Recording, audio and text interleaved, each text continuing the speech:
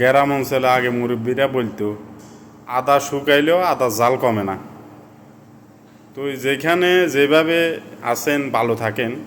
তো এরকম খোড়াং কিল্লা মাঝে মধ্যে আসি, ওই যেরকম পুকুরে আর সমুদ্রে ওই বড়ই বসি ফেলাইলে যেরকম মাছে খোড়ায় আসে মাঝে মধ্যে খোড়াং কিনলে।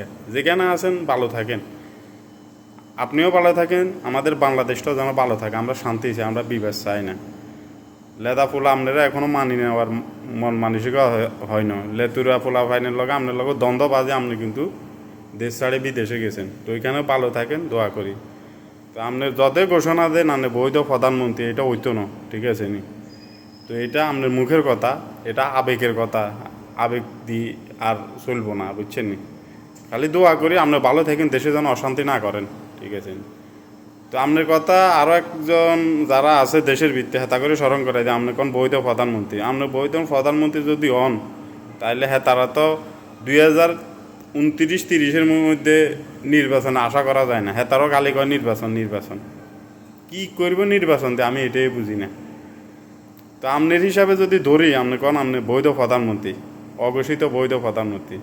তো হেতা করে আপনার মাঝে মধ্যে মেসেজ দিয়েন যে আমি আইলে নির্বাচন দিব, আমার অপেক্ষা কর, ঠিক আছে না? এত হারাহারি করিচ্ছে।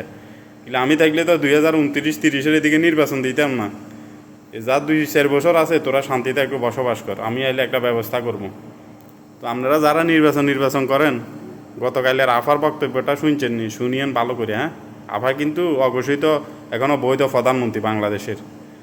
তো আপনারা নির্বাচন করেন না, দেশে বিশৃঙ্খলা করেন না। যে প্রফেসর ডক্টর মোহাম্মদ ইউনূস স্যারের নেতৃত্বে যেভাবে হোক দেশটারে গড়ে উঠান, উনি আপনাদের কাছে ক্ষমতা দিয়ে চলে যাব, ওনার কমিটমেন্ট, ঠিক আছে? আর উনি তো আলহামদুলিল্লাহ দেখতেছে ভালোই করতেছে, ভালো প্রশংসা করেন। খারাপ যে করুক, জুলুম, স্বৈরাচার, দুর্নীতিবাজি, লুটতরাজ, টাকা পাচার, কেউ কখনো এটার থেকে নিস্তার পাইবে না, একদিন হিসেব দিতে হইব। সুতরাং অপরাধীর কোনো দল নাই, অপরাধী যে কোনো দলের হোক তার সঠিক সাজা হইতে হইব, দেশে ন্যায় বিচার প্রতিষ্ঠিত হইতে হইব। এটা আমাদের প্রতিটা জনগণের এখন বর্তমান দাবি। ভালো থাকেন, আল্লাহ হাফিজ।